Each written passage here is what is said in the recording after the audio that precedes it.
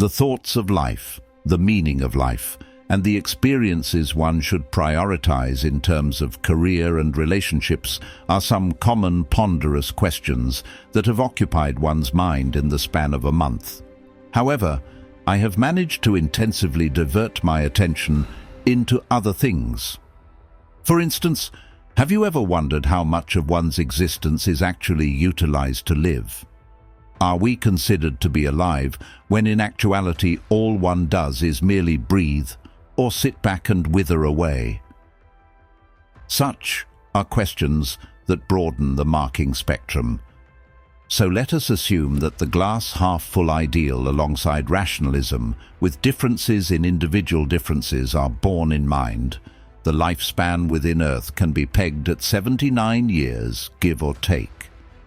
A resident of Monaco can expect a wider time span of 90 years, while a person residing in Chad will be forced to expect anything lower than 50. But no matter the severity of the cut, remember, this freedom doesn't happen without a cost. We are all burdened with life. Consider your body, responsibilities, and emotions in scenario where you sleep 8 hours every night. You will then realize around a third of your 79 years are wasted in sleep, hence reducing that 79-year expectancy to a mere 53, which are rough estimates. No doubt you are in school or want to go to school if you are looking at this video. In the United States, this is done for a minimum of 12 years, which is 8 hours a day for 5 days and for 36 weeks a year. This comes up to 17,280 hours solely inside the four walls of the school. But hold on, we also need to include time spent on out-of-school activities and homework, and then blossom on this figure. So this figure is 22,000 to 25,000 hours, which is around 3 years. If we add the college or post-secondary schooling, then let it be 5 years. It brings our total to 48 years. Well, just as your qualification should be put into action, all the spending on education should also be put into action. Most likely you again will try to find a job matching to the degree you have obtained. It again is likely to be a full suit, and you will be working around 40-hour weeks regularly, though possibly more. Let us assume, for instance, that a person has got 2 weeks vacation a year.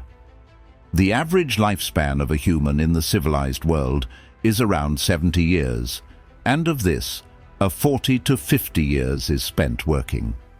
So we will just go with the average and say 45. Throughout your life on average, it may take around 10 years, which is almost 90,000 hours of work. So now, assuming that we work this out together, we have exactly 38 years left. Depending on the area you live in, if walking or other means of transport are not available to you, then driving may add extra time to your working hours. In general, transferring to and from the workplace takes 1.5 hours. Multiplying that by the course of your working lifetime, one ends up sacrificing 2 years of their life, or 20,000 hours, alongside 17,500 hours. That gives the person exactly 36 years remaining. While working rest becomes essential, otherwise all those calories burnt would go to waste. On average, around 32,000 hours, or 4 years of life, go into food preparation throughout one's lifetime. Eating time, on the other hand, averages around 70 minutes a day. All of this combined leaves around 32 years of life. On the other hand, around an hour is sacrificed out of the 24 maintenance work, washing the dishes, cleaning up, and even chores around the house. All of this builds up cleaning time alongside other essential chores which would remain undone. Showering, doing laundry, and so on. In the lifetime of a person, the time spent in such chores would approximately add to around 3 years, or even more, i.e. 29,000 hours. This leaves 0.29 years more. At some point, all that water and other food you've worked so hard to keep in will have to come out. And yeah, you're going to spend nearly 3 months just sitting on the toilet. Yeah. Of course, others waste time, and we do it best. If we combine all phones, it's estimated that we will collectively be on it for 115,000 hours, which is roughly 13 years. And this, I must add, is just your phone. This does not take into account the time you've spent watching television, gaming, and so on. 16 years remains. However, let's assume you are lucky to have a retirement at the age of 62. Then all which remains is to relish the feel of being retired for the rest of the life, unless you are functioning properly. More than 50% of adults who got retired at the age more than 65 have some sort of a disability, and around 15% of them have more than 3. Chances are, if you are one of these people, you'll be in and out of medical care quite a bit. So those last 16 years of leisure that you have, it's a coin. That surely does not imply freedom. In essence, from the 79 years of your existence, you have only 1 year to pursue your wildest desires, and for the rest, 78, you will be restricted to living as per the society's demands. Regardless of your age, you might very much be coming up to the end of your most precious relationships in your life. For instance, during childhood, which lasts from age 1 to sparing 18 for school, you spend most part of your day close to your parents. If you take a wild assumption that your parents are aged 45 when you finish school and they have 30 years more to live, it really is a start of reality check. You realize that your set of activities and responsibilities change. Having to get a job, start dating, dealing with your priorities in life start to take shape. And when you move out of your small town, you start spending those precious holidays and anniversaries with your parents. Sigh, only imagining around 10 days a year. This indicates that you only have around 300 days in the year for the people who first welcomed you into this world. Altogether, spending more than 80% of your life with parents in the first 18 years cuts quite a lot of time shifting the focus to actually living life. And now, all that is left for you for the rest of your life is the 5% that you could not manage to retain. In the end, only one thing does not matter, and that is your happiness. It is surprising how many people actually have a lot of things that they do in this life just to hope for success, and not to achieve anything. For example, people spend 40 years in a miserable job, earning an extra $30,000 in a year to be able to own a car that they only use for going to work. It's momentary pleasure and not true. For instance, people who are trained to be doctors simply because their mother, father, or another individual told them to, not because they wish to. I really wish for every single individual who is watching this video to become immensely wealthy and famous, so that they could understand that this is not the purpose of living. The purpose is to find joy in what you're doing while you're doing it. All right, sure, getting through the 45 working years, or however many there are, is going to be challenging. However, what if every morning engaging in the daily grind was not such an unpleasant ordeal? And suppose, for instance, that your happiness lies in your work. Well, you see, life is not a straight line, and it is not possible to follow a pre-laid map.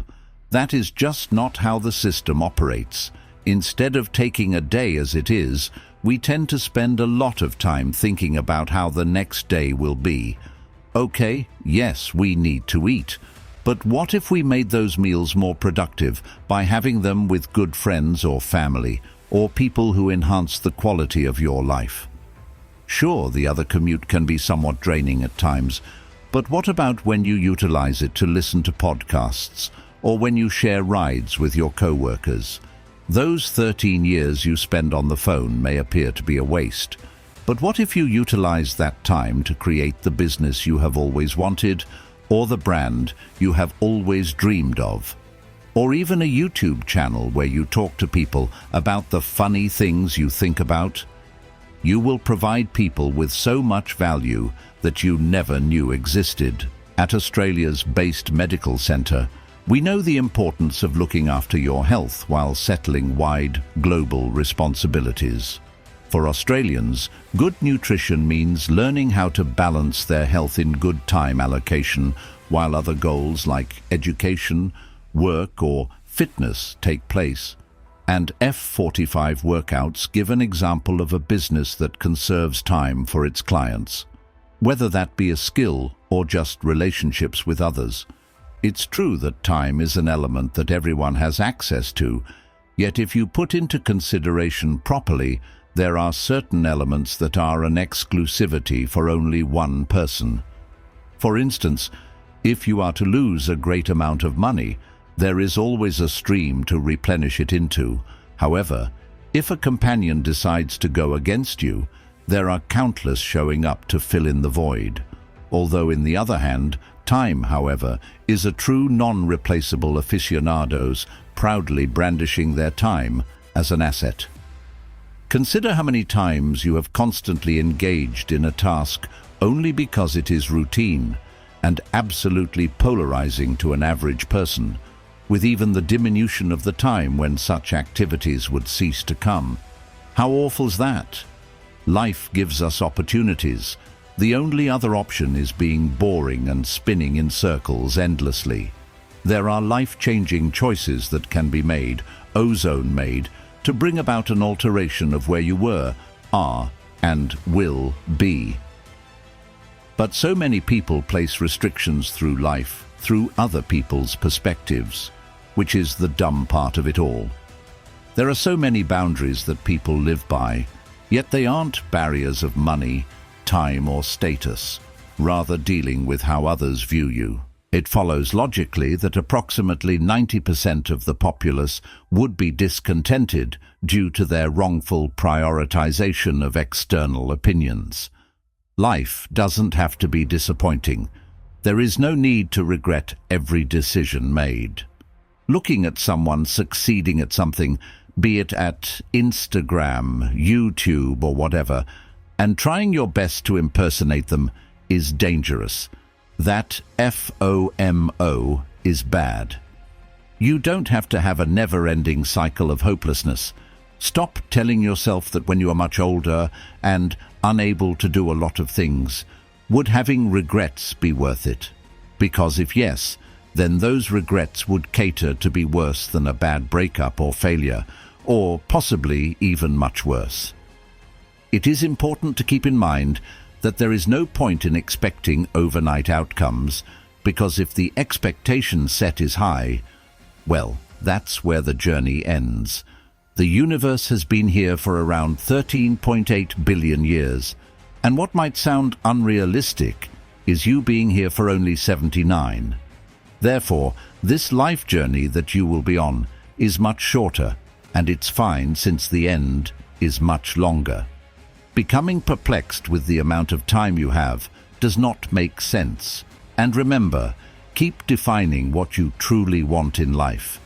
Shall we stay passive or opt for change? Do calling your boss to resign from work or school seem sensible? Of course not. The goal isn't for things to happen quickly. The goal is to bring about the proper changes in due time. Considering that statement, it's interesting to realize that if the world's history was compressed into 24 hours, it is world planes, trains, and automobiles would only be available in the last few moments of that period. Start ignoring any and every negative aspect in your life, and once you understand that the only person's opinion that counts is yours, everything in life becomes quite clear, and all the sounds in your head become quite silent.